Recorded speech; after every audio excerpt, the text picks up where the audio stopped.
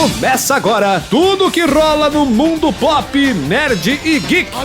Nerd Raiz. Nerd Nutella.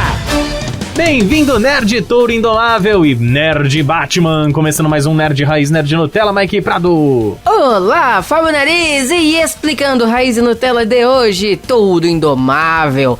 Foi o primeiro longa-metragem que o ator John Turturro fez em sua carreira lá em 1980. Ele interpretou o Homem na Mesa, que é um papel não creditado, ou seja, não tá nem nos créditos, mas ele é o Homem na Mesa. E o atual é Batman, né, que estreia oficialmente aqui no Brasil na quinta-feira, mas tá rolando já a sessão de pré-estreia a semana toda, então meio que já estreou, mas não, sem estrear. E no Batman, ele interpreta o mafioso Carmine Falcone. E o assunto de hoje, Nariz, é um compilado de notícias sobre Batman para aquecer para a estreia do filme na quinta-feira. Então, vinheta. Nerd Raiz. Nerd Nutella. Nariz. Bora com o Homem-Morcego. Olha, Nariz, Batman já o embargo, né, do filme Batman já terminou. As críticas estão oficialmente saindo e ele está sendo elogiadíssimo. Tem muita gente amando o filme, tem muita gente que não tá amando tanto, mas no geral ele tem uma nota muito boa. Atualmente ele tem 87% de críticas positivas no Rotten Tomatoes. Legal. E ele já totalizou 183 críticas, né, que foram apresentadas no site, né? Essa porcentagem pode subir, como pode cair, mas provavelmente vai ficar na faixa dos 80%, o que é ótimo. Boa. E eu vou ler aqui, Nariz, algumas coisas que as pessoas estão dizendo a respeito do filme, tá? Alguns veículos americanos, tá? Tá. O Screen Rant disse o seguinte: Batman chega ao coração do personagem, mantendo sua humanidade. O filme é fundamentado, pois explora a profundidade da corrupção em Gotham, enquanto exibe as habilidades do vigilante como um detetive inteligente. Reeves e sua equipe criaram um filme do Batman que oferece um lado diferente dos heróis que o público conhece e ama. Com cenas de ação emocionantes, uma história em camadas e caracterização pungente e profunda, Batman é uma adição digna à lista de live actions da DC. Ó, baita de uma crítica boa. Exatamente. O IGN, né, o IGN disse o seguinte: em quase 3 horas, o Batman de Robert Pattinson vai de um cara assombrado pela perda dos pais e sangue nos olhos, quase descontrolado, a um herói que não só tem a confiança de Gordon, mas da polícia e do povo de Gotham. Ele não apenas encontra sua vocação, como faz as pazes consigo mesmo. A trilha original de Michael Giacchino não fica nem um pouco atrás das clássicas de Danny Elfman e Hans Zimmer, e as atuações de todo o elenco estão mais afiadas do que as respostas do Pattinson antes de uma luta. Sim, ele é respondão. Demorou, mas o cinema finalmente percebeu que o Charada pode mexer psicologicamente com o nosso herói, tanto quanto o Coringa, e assumir o protagonismo. Temos um vilão e coadjuvantes estelares, entrosamento entre todos os envolvidos, primeiras vezes para recordar e toda uma estrada pavimentada para o Bativerso. Este é o melhor recomeço possível para o mais relevante e atemporal herói dos quadrinhos. E o Deadline disse o seguinte: em termos de ação, essa deve ser uma versão mais lenta e muito mais sombria do personagem favorito dos fãs, mas vale o preço por uma perseguição de carro no meio do filme que é melhor que qualquer versão anterior. O Batman pode não ser o Batman, mas o que Reeves fez é muito bom e vale muitas rodadas no Batmóvel. Em outras palavras, esse é um Batman que você nunca viu antes. E agora eu vou falar o que o Hollywood Reporter disse sobre o Batman. Os maiores dividendos da abordagem de Reeves são para o próprio Batman / Bruce Wayne, com Robert Pattinson interpretando-o como um homem triste, quase desesperado, indiferente à sua riqueza astronômica e plenamente consciente de que ele não pode fazer muito para reverter o curso de uma sociedade podre em seu núcleo. Tudo isso se torna uma resiliência moral e física na ação climática mais emocionante. Também é revigorante ver um Batman que não apenas sai ileso de cada arranhão, mas realmente leva os golpes e sente a dor, mesmo mostrando um momento humanizador de medo enquanto ele ativa seu traje de asa e se prepara para pular do telhado do quartel-general da polícia de Gotham. Pattinson é fascinante em todos os momentos. E para finalizar, uma análise da Variety. Um filme como esse inspirará inúmeros debates. Batman realmente precisa ser tão sombrio? Pode segurar uma vela para a trilogia de Nolan? Há espaço suficiente para ambos existirem e espaço para que sequências se construam sobre essa base que pressupõe certa familiaridade com a mitologia do personagem? Essa é a beleza de Batman, que transcende todos os outros heróis da DC Comics. Como Drácula ou Hamlet, esse icônico anti-herói resiste à reinvenção sem fim. Seja exagerado ou pop, autoquestionador ou cúmplice, ele nos diz algo novo sobre nós mesmos toda vez que sai das sombras. Caraca, só porrada boa, hein? Exatamente, eu citei esses veículos em particular porque eles são grandes veículos americanos que analisam filmes. Existem vários outros que analisaram Batman, mas esses em particular sempre se destacaram para mim. E então eu gostei muito de saber que essas pessoas, né, que esses jornais, revistas, sites e etc, tiveram esses comentários. E vale constar, Nariz, que o Robert Pattinson, em particular, está sendo exaltado em todas as críticas. Olha. Algumas críticas brasileiras falam que pela primeira vez estamos vendo um filme na qual verdadeiramente temos o Batman sendo o foco da trama. Que você sai do filme pensando no Batman, não nos vilões. E eu achei muito legal isso. E todos falam que o Robert Pattinson, ele conseguiu emular um sofrimento, uma tristeza o tempo inteiro nesse filme. E que o Bruce Wayne mal aparece. Caramba. É o Batman o tempo inteiro. Nossa. Eu tô muito curioso. E continuando, né, a linha aqui, a sequência de notícias envolvendo Batman, eu quero falar um comentário do Matt Reeves, que é o diretor do filme, né? Ele disse que estava muito preocupado com o fato de ter decidido fazer uma história de detetive. Ele disse que no meio da produção, ele ficou preocupado achando que as pessoas não poderiam gostar de ver um filme detetivesco do Batman. Só que ele disse que após as sessões testes, disse que a galera adorou principalmente a parte detetive. Ah, sim, porque isso é uma essência do Batman que não foi explorada tanto assim, né, no cinema. Não foi explorado em muitos lugares, né? Era muito explorado mais nas histórias em quadrinhos mesmo. Então, para muita gente, o Batman não é um detetive. O próprio Robert Pattinson, quando ele assumiu o manto, ele deu uma entrevista recente dizendo que não sabia que o Batman, nas histórias em quadrinhos, era conhecido como o maior detetive do mundo. Ele ficou surpreso e ele disse que ele só percebeu que o Batman era o maior detetive do mundo, quando ele leu o roteiro, percebeu que era uma história de detetive e foi indagar o diretor. Tipo, caramba, você fez uma história de detetive, né? Assim, ele, é o Batman. Aí o Robert Pattinson, mas o que tem a ver? Então, mas o Batman nos quadrinhos é o maior detetive do mundo, né? Do universo DC, pelo menos. Assim, ele, veja só, não sabia. E tá todo mundo exaltando esse lado detetive. Eu vou ler aqui o que o Matt Reeves falou ao Collider, tá? O filme tem uma narrativa muito ambiciosa e complexa. Então, quando chegamos a um ponto em que tivemos que começar a testar, eu não estava completamente pronto para o corte do filme.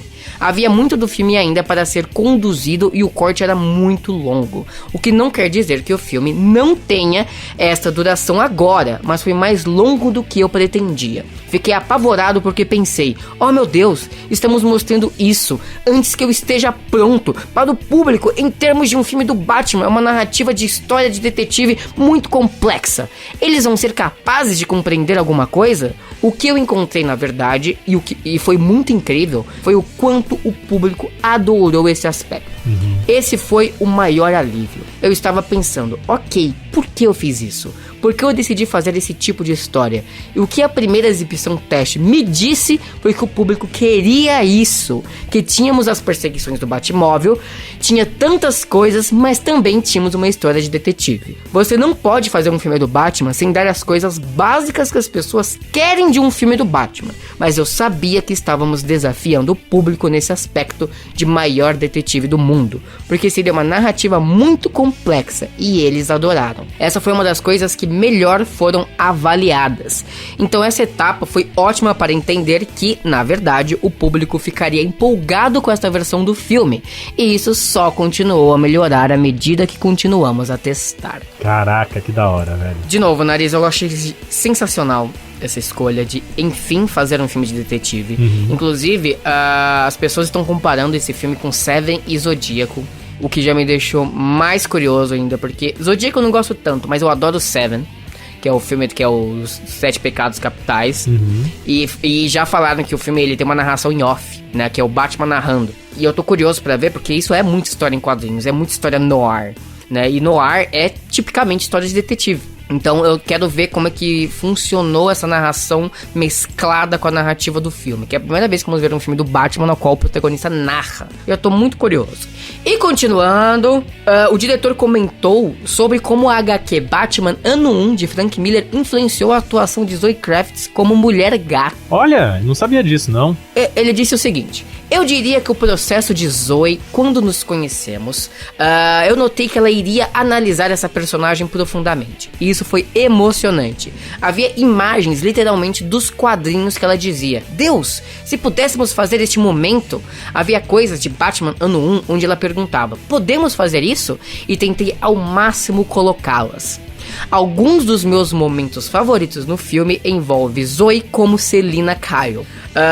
E ele disse que, por exemplo, uma coisa que o Frank Miller estabeleceu em Batman 1 é que a Selina Kyle, ela adota gatos sem teto. Então a casa dela é cheia de gatos porque ela fica pegando gatos da rua e levando pra casa. E ele colocou isso no filme. Caramba. Então a Selina Kyle do filme também tem essa tendência de adotar gatos sem teto, que é uma característica diretamente da HQ que estará no filme. Eu achei legal isso. Legal, muito legal. E a própria Zoe Kravitz, ainda falando da Mulher Gato, ela comentou que ela interpretou a Mulher Gato como uma personagem bissexual nesse filme. Por mais que eles não tenham sido explícitos no roteiro do filme.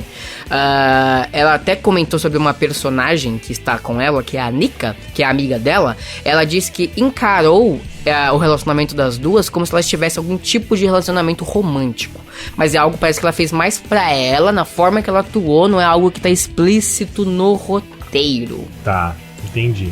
Aliás, vale dizer que nas críticas, Nariz, muita gente está exaltando a Zoe Kravitz. Todo mundo tá falando que depois do Robert Pattinson vem a Mulher Gato. E que em alguns momentos ela até eclipsa o Robert Pattinson na atuação. Caramba, da hora. Isso é bom. Eu tô curioso. Eu achei legal que a Mulher Gato provavelmente ela é vista mais como uma anti-heroína do que uma vilã, né? Ela não é a pessoa ruim do longa-metragem, creio eu. Então é como se os dois heróis do filme fossem os mais exaltados, não os vilões de fato, como geralmente acontece nos filmes do Batman. Muito e bom. pra finalizar de vez, algumas possibilidades de futuro, né? Tá rolando um rumor de que o Pinguim vai receber uma série própria, né? O Pinguim desse filme do Batman. Tá. E o Colin Farrell meio que confirmou isso e ainda disse que talvez a série do Pinguim tenha censura R, né? Censura R, que aqui no Brasil vem com censura 18 ou 16 anos. Legal. Ele disse o seguinte: sinto que esse filme era apenas a ponta do iceberg para mim, pois existem pequenos momentos no roteiro de Matt Reeves em relação a Oswald Cobblepot, que é o Pinguim, que envolve algum tipo de humor e constrangimento sobre sua origem e todas essas coisas. Se conseguirmos de 6 a 8 horas em uma série, acho que ele é um personagem que pode ser infinitamente divertido, fascinante e brutal. Ouvi dizer que vamos poder fazer isso com uma classificação adulta, algo que seria bom para explorar a violência e temas sombrios. Eles gostaram do que o Pacificador deu de audiência pra eles, né? Com certeza. O Pacificador, ele ainda é algo mais engraçado, né? Ele é uma comédia adulta. Sim. No caso do Pinguim, tudo que eu tô lendo desse Batman é que ele é um filme que se leva a sério. Só que, e é um filme que funciona se levando a sério nesse caso. Sim. É um filme soturno, pesado. Ele tem uma pegada do Coringa mesmo, que saiu há cerca de 2 anos. Só que a única diferença é que ele não é censura 18 anos. Sim. Mas que ele é realmente um filme pesado e depressivo. Então, eu imagino que o Pinguim do Colin Farrell, a série do Pinguim do Colin Farrell, se rolar mesmo, tem esse tom. Isso acaba afastando um pouco o público, porque, repito, Pacificador é 18? É, mas ainda assim é comédia. Sim. E as pessoas gostam de rir. Quando a coisa é mais séria, as pessoas tendem a dar uma afastada. Então tem que ver como vai ser a aceitação do Coringa, como que vai ser a aceitação do filme na bilheteria, né? E falando em bilheteria, o filme ainda não estreou. Nos Estados Unidos estreia sexta-feira, mas existe uma previsão de que tem chances do Batman arrecadar, né, fazer 140 milhões de dólares no final de semana de estreia. E se ele não fizer isso, acima de 100 ele conseguiria. E o que já é algo absurdo, por ainda estarmos na pandemia, por ser mais um reboot do personagem, né, as pessoas tendem a dar uma renegada quando é reboot. Então as pessoas estão verdadeiramente curiosas para ver a interpretação que Matt Reeves trouxe ao personagem.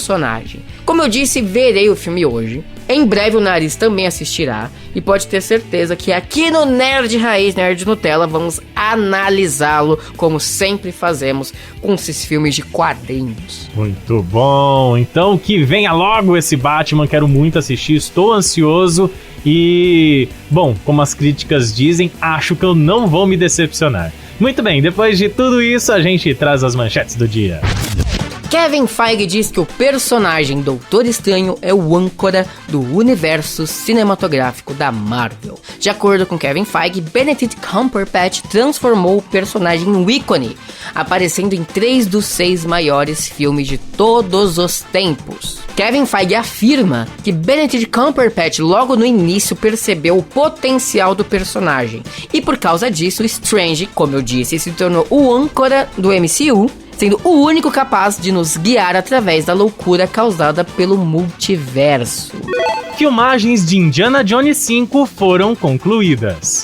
Após negar, Patrick Stewart, sem querer, confirmou sua participação em Doutor Estranho no Multiverso da Loucura. De acordo com ele não havia reconhecido sua própria voz no trailer de Doutor Estranho. Ele até disse que acredita que deveria estar gripado no dia ou coisa do tipo, mas afirma que a silhueta que aparece é a dele sim, e que a forma que ele foi apresentado no trailer o agradou.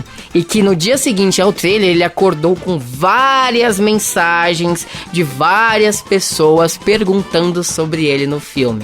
Aparentemente, Patrick Stewart não fez a mesma escola de mentiras de Andrew Garfield, pois ele já entregou tudo. Jon Favreau assinou acordo insano para desenvolver projetos de Star Wars. Originalmente, ele havia assinado para fazer apenas uma temporada de The Mandalorian.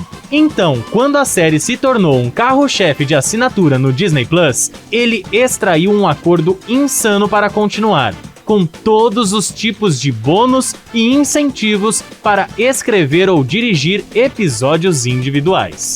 A sequência do clássico filme Os Fantasmas Se Divertem pode ter sido confirmada com Brad Pitt na produção. E ao que tudo indica, Tim Burton retornará para dirigir a sequência de Os Fantasmas Se Divertem, o filme do Beetlejuice. Robert Pattinson revela paixão pelas personagens femininas do game Final Fantasy VII de PlayStation 1. Pattinson afirma que chorou ao concluir o game e brinca dizendo que descobriu o significado do amor após zerá-lo.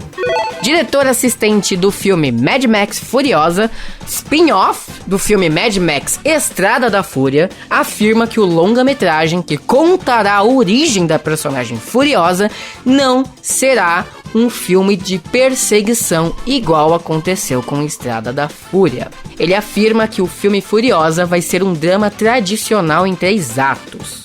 Após conclusão da compra da Sony do streaming Funimation, conteúdo da plataforma é adicionado oficialmente ao Crunchyroll. A novidade também inclui a Wakanim, subsidiária da Funimation, e o VRV. A intenção é criar uma marca única para servir aos fãs de anime no mundo inteiro.